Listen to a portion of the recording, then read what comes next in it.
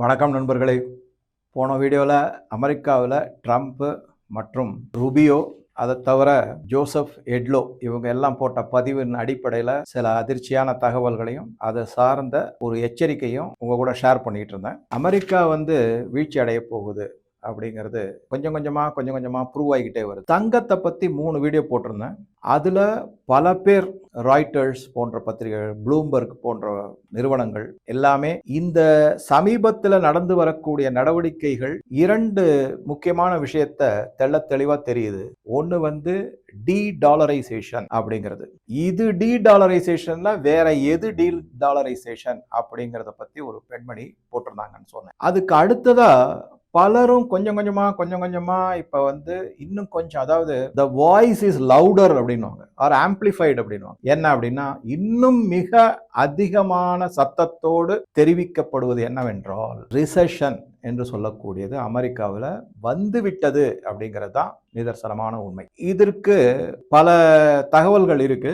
அப்பப்போ ஒவ்வொரு வீடியோலையும் ஒவ்வொரு சில தகவல்களை எடுத்து ஒரு அனாலிசிஸ் மாதிரி உங்க கூட ஷேர் பண்றேன். இந்த வீடியோல குறிப்பா எதை பத்தி ஷேர் பண்ண போறேன் அப்படின்னா, 3 மிகப்பெரிய பொருளாதார வல்லுநர்கள் மற்றும் முதலீட்டாளர்கள் அவங்க தெரிவிச்சிருக்கிற கருத்தின் அடிப்படையில ரியல் எஸ்டேட்னு சொல்லக்கூடிய வீடுகள் மற்றும் ஆபீஸ் பிரமிசஸ் சொல்லக்கூடிய கட்டடங்கள், அது என்னுடைய வீழ்ச்சி நிச்சயம் அப்படிங்கிறாங்க. யார் அந்த 3 பேர் அப்படின்னு பார்த்தோம்னா, ஒன்று மைக்கேல் ஜேம்ஸ் பரி அப்படிங்கிறவர். இந்த மைக்கேல் ஜேம்ஸ் பரி ஒரு மிகப்பெரிய முதலீட்டாளர். பலவிதமான அனாலிசிஸ் செஞ்சு, ஆராய்ச்சிகள் எல்லாம் செஞ்சு இது நடக்கும், இது நடக்க போகுது அப்படின்னு முன்கூட்டியே ஒரு முன்னெச்சரிக்கையாக தெரிவித்தவர். 2008 லெமான் பிரதர்ஸ்னுடைய சப் பிரைம் லெண்டிங் அவர் தான் கணிச்சார். அவர் மட்டும் இல்ல, இவரை தவிர நொரியல் ருபினி அப்படிங்கிறவர். இவர் ஒரு ப்ரொஃபசர், எக்கானமிஸ்ட். அப்படி இவர் முதலீட்டாளர் கிடையாது, இவர் ப்ரொஃபசர், அகாடமிஷியன். அவரும் இதை பத்தி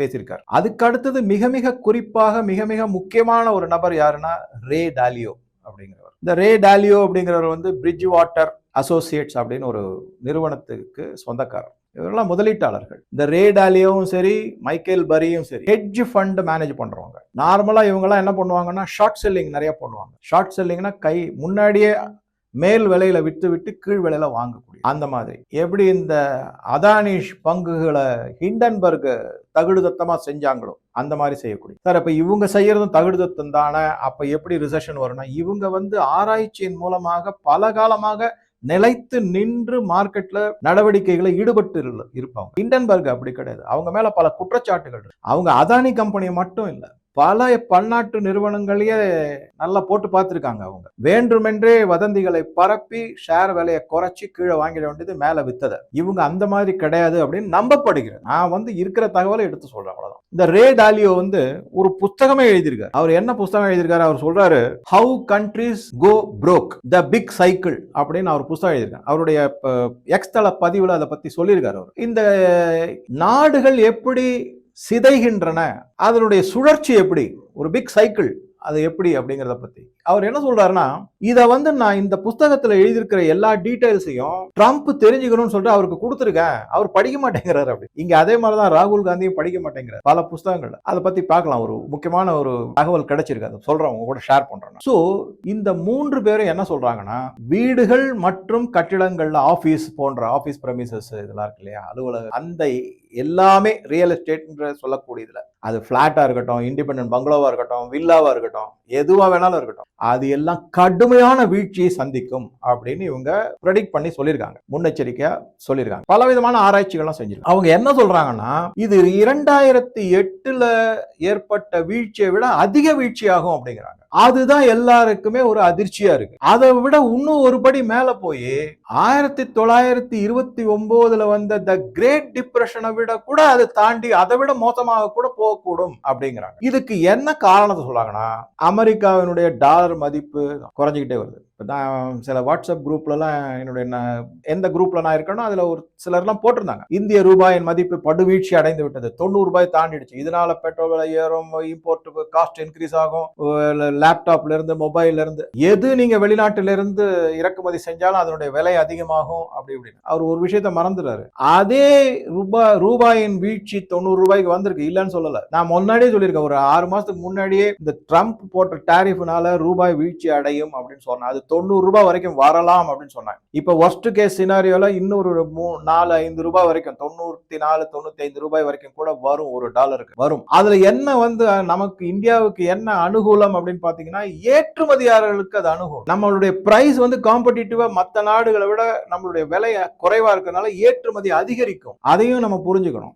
ஓகே, அது பாத்துக்கங்க. சரி, அதை தவிர நம்மளுடைய இறக்குமதியில மேக்சிமம் எது பாத்தீங்கன்னாக்க கச்சா எண்ணெய் தான். அதை நம்ம ரஷ்யா கிட்ட இருந்து வாங்குறோம். இப்பதான் புட்டின் எனர்ஜி, அதுக்கப்புறம் இது, அதாவது இந்த ஆயில், கோல், ஆயில், கேஸ், இது 3 நான் உத்தரவாதமா தரேன். அதுக்கப்புறம் பாதுகாப்பு, இது 2த்தையும், ராணுவம் தளவாடங்கள், இது நாங்க உத்தரவாதமா காலத்திலையும் இந்தியாவோட உறுதுணையா நிப்போம்னு சொல்லிட்டு போயிருக்காரு. அதை தாண்டி எல்லாரும் பதிவு போடுறாங்க, இது செய்வாங்க, S-400, S-500 இல்ல Su-30, இதில் 53 எல்லாம் போடுறாங்க. அதெல்லாம் கிடையாது. அதை தாண்டி பல விஷயங்கள் நடந்திருக்கு. அது என்னங்கிறத பார்க்கலாம். சில தகவல்கள்லாம் வந்திருக்கு, அதை பத்தி பார்க்கலாம் பின்னாடி.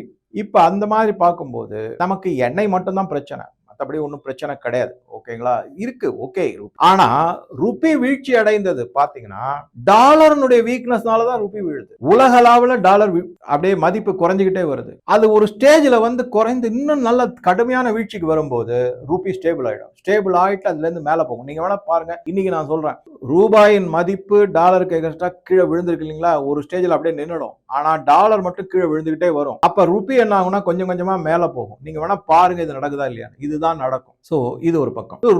டாலர் வீழ்ச்சி அடைகிறது, அமெரிக்காவின் பொருளாதாரம் வீழ்ச்சி அடைகிறது, அமெரிக்காவின் கடன் சுமை மிக மிக அதிகமாக இருக்கு. 38 ட்ரில்லியன் டாலர், கிட்டத்தட்ட 1.2 ட்ரில்லியன் டாலர் வரைக்கும் அவங்க வெறும் 800 பில்லியன்ல இருந்து 1200 பில்லியன் வரைக்கும் அவங்க வெறும் வட்டியே வருஷத்துக்கு கட்டுறாங்க. அப்படிங்கிறது உற்பத்தி எல்லாமே குறைந்து வருது. வேலை வாய்ப்பு பல இடத்துல பயங்கர திண்டாட்டத்துல இருக்காங்க. பல பேர் வேலை விட்டு எடுக்கப்படுகிறார்கள். இதை பத்தின பல தகவல்களையும் ஒவ்வொரு வீடியோலையுமா எதெல்லாம் தகவல் வருதோ அதுபடி நான் சொல்றேன். இது எல்லாமே காரணம் அப்படிங்கிறாங்க. அப்ப என்ன ஆகும் அப்படின்னு சொல்றாங்கன்னா, அவங்க என்ன சொல்றாங்க அப்படின்னா, இந்த 3 வல்லுநர்களும், பொருளாதார வல்லுநர்கள் மற்றும் முதலீட்டாளர்கள், எதை குறிப்பா சொல்றாங்க, 2008ல லெமன் பிரதர்ஸுக்கு சப்ரைம் லெண்டிங் அதன் மூலமாக ஒரு மிகப்பெரிய அடி விழுது.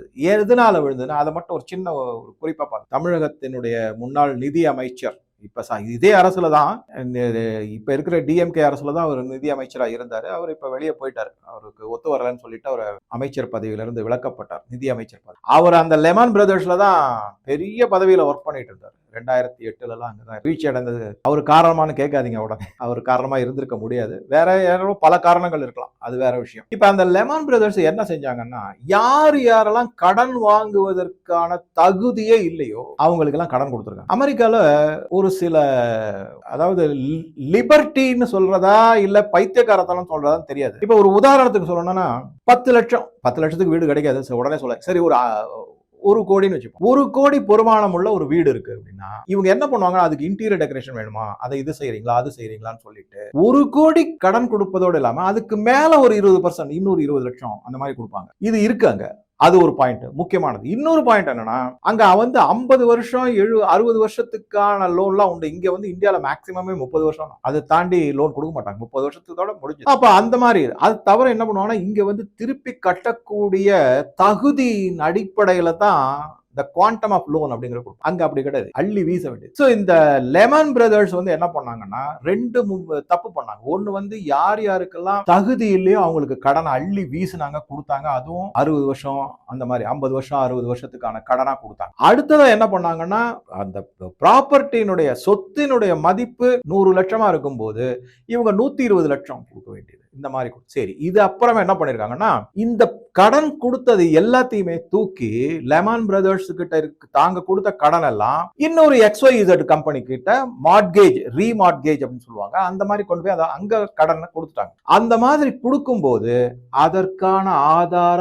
அடிப்படையான தகவல்களோ இல்ல அதற்கான ஒரு பாதுகாப்போ எதையுமே செய்யாம விட்டு விட்டார்கள். அப்ப என்னாச்சு, ரியல் எஸ்டேட்ல மார்க்கெட்ல விலைகள்லாம் வீழ்ச்சி அடைய ஆரம்பிச்சு. இப்ப நீங்க ஒரு உதாரணத்துக்கு சொல்லணும்னா 1 கோடியில ஒரு வீடு இருக்கு. அதுக்கு வந்து இப்ப இந்தியால ஒரு உதாரணத்துக்கு சொல்றேன். அதுக்கு வந்து கிட்டத்தட்ட 60 லட்சமோ 70 லட்சமோ உங்களுக்கு கிட்டத்தட்ட 70% 75% வரைக்கும் உங்களுக்கு கடன் கொடுப்பாங்க. மிச்சம் பாக்கி இருக்கிறது நீங்க தான் போடும். 75 லட்சத்தை உங்களுக்கு லோன் கொடுக்கும். ஆனா வீழ்ச்சி அடையும் போது இப்பயும் இந்த 3 பேரும் என்ன சொல்றாங்கன்னா 2008ல நடந்த வீழ்ச்சியை விட அதிகமா இருக்கும் அப்படின்னு. அப்ப என்ன ஆகும் அப்படின்னா அப்ப அந்த மாதிரி விலை வீழ்ச்சி அடைந்த போது லெமன் பிரதர்ஸ்னால யாருக்கிட்ட மார்கேஜ் வச்சாங்களோ அவங்க எல்லாம் எங்களுக்கு பணத்தை திருப்பி கொடுக்க முடியல. கம்பெனி மூடப்பட்டது. லெமன் பிரதர்ஸ் ரொம்ப பெரிய கம்பெனி. அது இங்க வந்து ஸ்டேட் பேங்க் அளவுக்கு இருக்கும்னு வச்சுக்கோங்களேன்.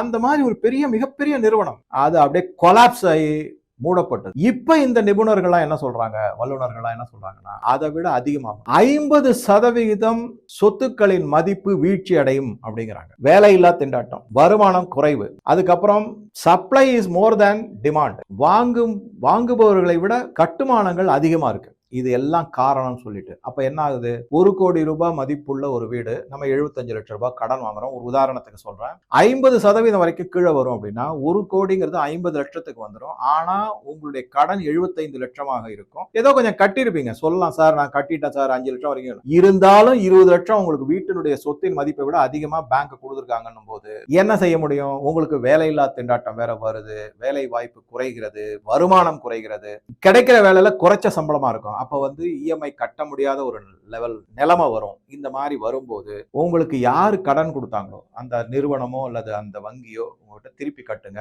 அப்படின்னு கேட்பாங்க. உங்களால முடியாது, கை தூக்கிடுது. அப்ப வந்து என்ன பண்ணுவாங்க, அந்த சொத்தை ஏலத்துக்கு போகும். இந்த மாதிரி பல சொத்துக்கள் ஏலத்துக்கு வரும்போது விலை இன்னும் வீழ்ச்சி அடையும். ஏன்னா அதுக்குன்னு ஒரு சிண்டிகேட் இருக்கு.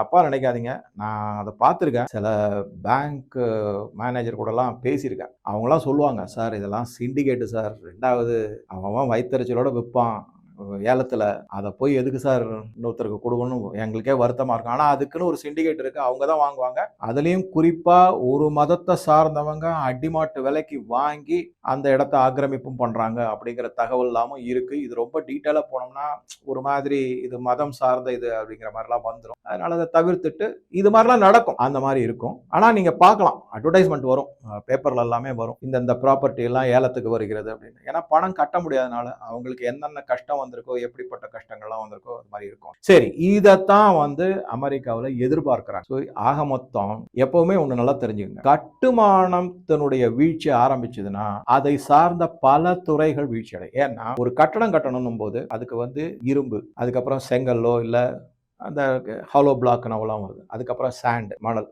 அதுதான் இங்க கொள்ளையடிச்சு கொடுக்குறாங்களே சார், ஒன்றும் பிரச்சனை இல்லை. நான் சொல்றது அமெரிக்காவில். அடுத்ததா வந்து சிமெண்ட், பெயிண்ட், எலக்ட்ரிக்கல் அப்ளையன்சஸ், அதனுடைய சாமான்கள், அதுக்கப்புறம் வுட், இது எல்லாத்தையும் தவிர லேபர் எல்லாமே அடிபடும். எல்லா இண்டஸ்ட்ரியுமே அடிபடும். அப்ப எல்லா இண்டஸ்ட்ரியுமே அடிபடும் போது கட்டுமான தொழில இருக்கக்கூடிய தொழிலாளர்கள் மட்டுமல்லாமல் இதை சார்ந்த மற்ற துறைகள்ல இருக்கக்கூடிய அங்க வேலை செய்யறவங்களுக்கும் அது அடிவாங்க. ஏன்னா வியாபாரம் இல்லைன்னா யாருங்க ஃபேக்டரி ஓபன் பண்ணி வச்சுக்கிட்டு சும்மா வெட்டியில சம்பளம் கொடுக்க மாட்டாங்க. ஸோ கட்டுமான தொழில் தான் மிக மிக முக்கியமான ஒரு தொழில். அதை வந்து புரிஞ்சுக்கணும். அது ஒரு முதுகெலும்பு மாதிரி ஒரு நாட்டினுடைய பொருளாதாரம். ஏன்னா அதை சார்ந்து பல, அதுவும் சரி இந்த ஆட்டோமொபைல் இண்டஸ்ட்ரி ஒரு மிக மிக ஒரு முதுகெலும்பு மாதிரி ஒரு பொருளாதாரத்துக்கு. உடனே சில பேர் சொல்லலாம், சார் விவசாயம்னா கண்டிப்பா அது முதன்மையானது, அது மறக்கவே கூடாது. நம்ம விவசாயம் முதன்மையானது. உணவுப் பொருள் இல்லாம அப்புறம் வெறும் காரையும் பைக்கையும் வாங்கி சாப்பிட முடியாது, அது முடியாது. அது முதன்மையானது, மற்றது எல்லாமே ஓகேங்களா. 2008 விட மோசமா இருக்கும்னா எவ்வளவு மோசம் அப்படிங்கிறத இவங்க கிட்ட கேட்ட போது மழுப்புறாங்க. வெயிட் பண்ணுங்க, நீங்களே பார்த்து தெரிஞ்சுப்பீங்க அப்படிங்கிறாங்க. இப்ப இந்த மாதிரி இருக்கும்போது பல தொழிற்சாலைகள் மூடப்படலாம், கட்டுமானங்கள் முடங்கப்படலாம், தொழிலாளர்கள் வேலை இல்லாம இருக்கலாம். அப்ப எப்படி வந்து பொருளாதாரம் முன்னெடுக்கப்படும்னா இதைத்தான் அவங்க என்ன சொல்றாங்க அப்படின்னா, ஏற்கனவே வீட்டினுடைய விலைகள் எல்லாம் குறைய ஆரம்பிச்சிருச்சு, இன்னும் அது பீக்குக்கு போகல, அது பீக்குக்கு போகும். அப்ப 50% அதிகமாக வீட்டு விலைகள் மதிப்பு குறையும். அது மாதிரி வர்றதுக்கான அறிகுறிகள் ஆல்ரெடி ஆரம்பிச்சிடுச்சு அப்படிங்க. அதனாலதான் பல கம்பெனிகள்ல கொஞ்சம் கொஞ்சமா வேலை ஆட்கள் குறைப்பு நடந்து கொண்டிருக்கு அப்படின்னு சொல்லிட்டு இருக்காங்க. ஸோ இது ஒரு ஃபர்ஸ்ட் ஸ்டெப். அமெரிக்காவினுடைய பொருளாதாரம், அமெரிக்காவினுடைய ரிசெஷன், டாலரின் வீழ்ச்சி, டீடாலரைசேஷன், உலக பொருளாதாரத்துல எப்படி இதெல்லாம் வந்து நிக்க போகுது, இந்தியா எப்படி இந்த டீடாலரைசேஷனை மற்ற நாடுகளோட சேர்ந்து ஒரு முனைப்பா கொண்டு வராங்க. குறிப்பா பிரிக்ஸ், அதை தவிர குளோபல் சவுத் கண்ட்ரிஸ், அதுல குறிப்பா யார் யார் இருக்காங்கன்னா ரஷ்யா, ஆப்பிரிக்கன் கண்ட்ரிஸ், மற்றும் சைனா முதற்கொண்டு இருக்குது அப்படின்னு புரிஞ்சுக்கலாம். ஸோ உங்கள் கருத்துக்களை பதிவிடவும். நன்றி, வணக்கம்.